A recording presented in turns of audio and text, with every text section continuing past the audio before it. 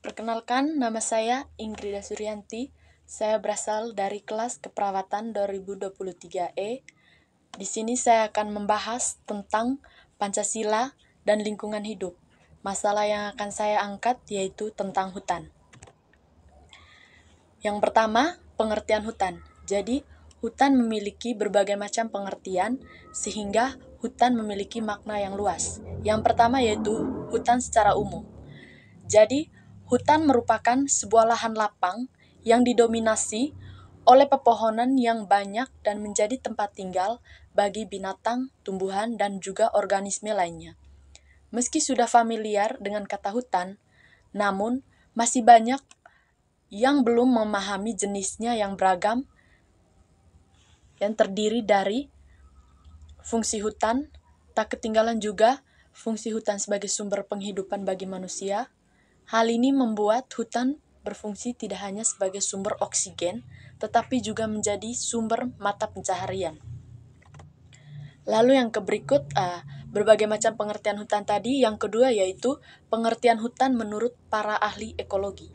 Jadi, para ahli ekologi mendefinisikan hutan adalah komunitas tumbuhan yang terdiri dari berbagai macam jenis pohon yang tumbuhnya secara bersama-sama dengan susunan yang berjajar rapat. Pepohonan yang tumbuh berjajar bersamaan itu membentuk sebuah penutup pepohonan. Tumbuhan yang ada di hutan juga memiliki banyak ragamnya, baik dari segi struktur, kelas, umur, dan juga jenisnya. Namun semuanya saling berkaitan dalam satu ekosistem. Selain itu, hutan juga terdiri dari sungai, padang rumput, satwa liar, dan juga masih banyak satwa-satwa lainnya. Namun ada juga hutan yang memang sengaja dibentuk atau tidak terjadi secara alami. Dan hutan-hutan itu seperti hutan kota, hutan lindung, hutan industri, dan masih banyak lagi. Lalu yang berikutnya yaitu pengertian hutan menurut Food and Agriculture Organization. Jadi, menurut FAO, hutan adalah sebuah lahan luas yang terhampar yang lebih dari 0,5 hektar. Lahan tersebut ditumbuhi dengan pepohonan yang tingginya lebih dari 5 meter, sementara lebih dari 10%-nya membentuk kanopi. Jadi hutan juga ditumbuhi oleh tumbuh-tumbuhan yang lokal, yang memang tumbuh subur secara alami. Oleh tumbuh-tumbuhan lokal yang memang tumbuh secara alami, ketinggian pohon-pohon itu juga mencapai 5 meter. Selain itu, jika ada lahan pertanian yang dibuat di perkotaan, maka tidak masuk ke kategori hutan. Jadi, hutan itu tadi hanya seperti yang sudah dijabarkan. Jadi yang di bagian perkotaan itu tidak termasuk kategori hutan. Lalu yang berikutnya yaitu pengertian hutan menurut Undang-Undang Nomor 24 Tahun 1999. Jadi, menurut undang-undang, kawasan hutan merupakan wilayah yang ditujuk atau sudah ditetapkan oleh pemerintah agar terus dipertahankan eksistensinya sebagai hutan tetap. Sementara hutan adalah kesatuan ekosistem yang terwujud hampar luas berisikan sumber daya alam hayati. Lalu hamparan tersebut didominasi oleh pepohonan dalam satu lingkungan yang tidak terpisahkan. Sementara itu juga kehutanan adalah sebuah sistem yang mengelola hutan dari hasil hutan dengan cara-cara yang terpadu atau sesuai dengan aturan yang berlaku. Lalu yang berikutnya yaitu jenis-jenis hutan. Jadi, Indonesia itu dikenal juga sebagai paru-paru dunia. Mengapa? Karena Indonesia menyumbang 10% dari hutan dunia. Sementara untuk tingkat Asia Tenggara, Indonesia itu menyumbang 60% sebagai kawasan hutan yang hijau. Lalu, kita akan mengenal hutan-hutan apa sajakah itu. Jadi di sini akan dijabarkan 10 hutan yang menjadi penyumbang hutan dunia dan juga sebagai kawasan hutan hijau. Yang pertama yaitu hutan hujan tropis. Ini sudah kita kenal sejak kita mempelajari tentang hutan. Lalu yang berikut hutan bakau, hutan sabana, hutan rawa gambut, hutan musim, hutan homogen, hutan heterogen, hutan lindung, hutan suaka alam, dan juga hutan produksi. Jadi inilah jenis-jenis hutan yang ada di Indonesia. Lalu yang berikut kita akan membahas tentang manfaat keberadaan hutan. Jadi hutan itu sangat memiliki banyak manfaat bagi kelangsungan kehidupan kita. Bukan hanya kita saja, tetapi semua makhluk hidup yang berada di sekitar hutan tersebut. Kita memanfaatkan hasil kekayaan yang diperoleh dari hutan, kemudian dipergunakan untuk keberlangsungan hidup kita. Jadi di sini dijabarkan beberapa manfaat dari keberadaan hutan. Yang pertama yaitu menjaga kesuburan tanah. Jadi hutan juga berfungsi untuk menjaga kesuburan tanah, di mana apa yang sudah kita kelola pada tanah itu akan tetap subur jika berada di tengah-tengah hutan atau ditumbuh-tumbuhi oleh tumbuh-tumbuhan. Lalu yang kedua, menciptakan lapangan pekerjaan. Yang ketiga, memenuhi kebutuhan manusia.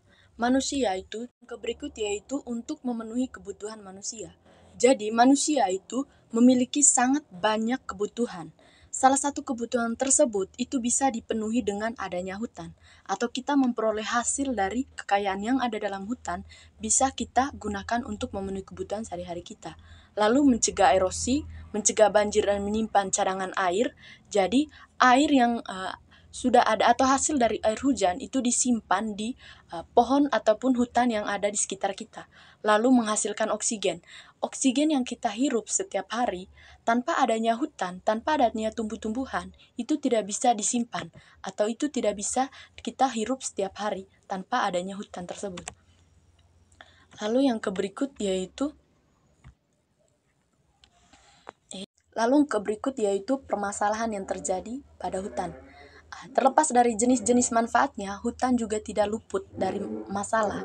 Masalah-masalah ini bisa saja juga terjadi akibat faktor atau ulah manusia itu sendiri yang memanfaatkan hutan tersebut. Yang pertama di sini yaitu kebakaran hutan. Manusia itu tidak pernah puas dengan apa yang diperoleh dari hutan, sehingga dia merasa atau ingin mengolah hutan itu lebih semau-maunya lagi. Lalu penebangan liar, lalu perambaan hutan dan serangan hama dan penyakit.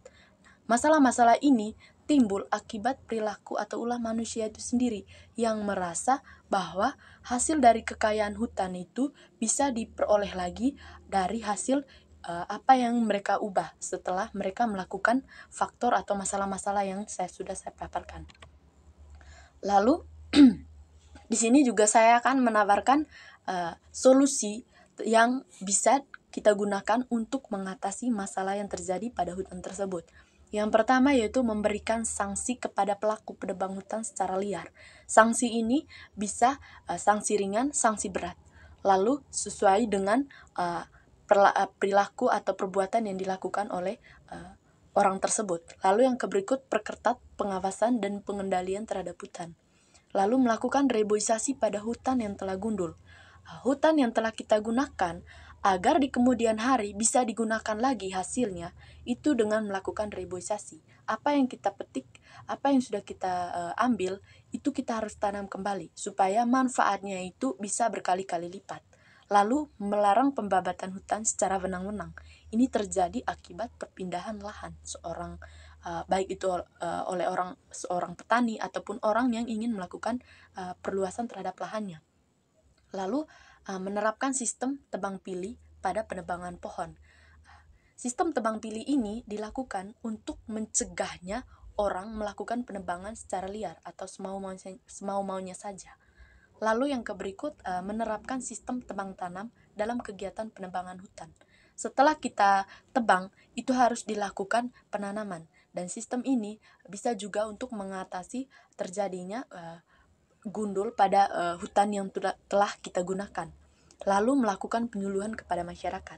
Penyuluhan ini bertujuan untuk memberikan pengetahuan kepada masyarakat yang memang memiliki pengetahuan yang minim terhadap manfaat ataupun bagaimana fungsi dari keberadaan hutan di tengah-tengah kita. Lalu yang berikut yaitu kaitan hutan ini dengan nilai-nilai Pancasila. Bisa kita ketahui bahwa nilai-nilai Pancasila itu juga sangat berpengaruh dan juga ada kaitan yang sangat penting terhadap hutan yang kita gunakan atau hutan yang berada di tengah-tengah kita. Lalu yang pertama yaitu di mana pada sila pertama itu berbicara tentang ketuhanan, keyakinan pada Sang Pencipta. Kalau alam kita tidak rawat, sama saja kita tidak mempercayai kuasa Tuhan terhadap apa yang sudah Tuhan ciptakan terhadap dalam kehidupan kita. Lalu yang berikut sila kedua. Di sini kita bisa ketahui menekankan pada sisi kemanusiaan dengan tekanan keadilan dan keberadaban. Jadi kita harus mengetahui bagaimana atau posisi hutan dalam kehidupan kita itu bagaimana. Manfaatnya apa untuk kita jika kita melakukan hal tersebut, atau jika kita melakukan tindakan tanpa batas dalam mengelola hutan secara berlebihan, apa yang akan terjadi dalam kehidupan kita. Lalu yang berikut sila ketiga, persatuan, yang jelas sangat terhubung dengan yang pertama dan kedua. Semua kita ini berada dalam satu hamparan wilayah yang saling berhubungan. Jika hutan satu dirusak, maka akan sangat berpengaruh terhadap hutan-hutan lain yang berada di sekitar kita. Karena apa? Di dalam hutan tersebut terdapat ekosistem yang sangat membutuhkan keberadaan hutan tersebut. Jika hutan ini kita rusak, maka kita juga akan merusak ekosistem yang berada di dalam hutan tersebut. Lalu sila yang keempat, tentang bijaksana dan juga musyawarah untuk mufakat, adalah poin penting untuk mengatakan bahwa seluruh tumpah darah negara ini harus diperlakukan sebaik-baiknya, secara bijaksana untuk kemakmuran, dengan semangat kebersamaan. Itulah mufakat, bukan memaksa kehendak pada satu keinginan. Tanah, bumi, dan kekayaan alam di dalamnya adalah milik bersama. Perlakukan secara bijaksana. Bukan begini, lahan ini milik saya, jadi apa yang saya lakukan terhadap lahan ini itu adalah hak saya. Tetapi kita harus memperhatikan bahwa kita ini tidak bisa hidup sendiri tanpa orang lain. Jadi apa yang kita berikan kepada orang lain, salah satunya yaitu memberikan ataupun menggunakan hutan secara bijaksana, agar apa yang dihasilkan oleh hutan tersebut bisa juga bermanfaat bagi orang lain, walau sederhana. Lalu yang berikut itu sila kelima, tentang keadilan sosial dan kemakmuran. Ini betul-betul dasar yang mengatakan bahwa semua rakyat Indonesia itu punya hak yang sama untuk kemakmuran. Kesehatan, kenyamanan, kebahagiaan, ketentraman adalah milik seluruh makhluk, apalagi manusia. Lalu, andai hutan kita tebang atau andai hutan kita kelola secara berlebih-lebihan, tanah dikeruk untuk kolam batu bara, rawa dikeringkan untuk kebun kelapa sawit dan HTI, maka kebahagiaan dan ketentraman itu pun akan terganggu. Hawa sejuk berganti dengan kering panas, sungai menjadi kering, ikan mati, gajah masuk kebun, dan juga harimau memangsa manusia. Itulah yang dikatakan mengganggu dan menghambat keadilan sosial.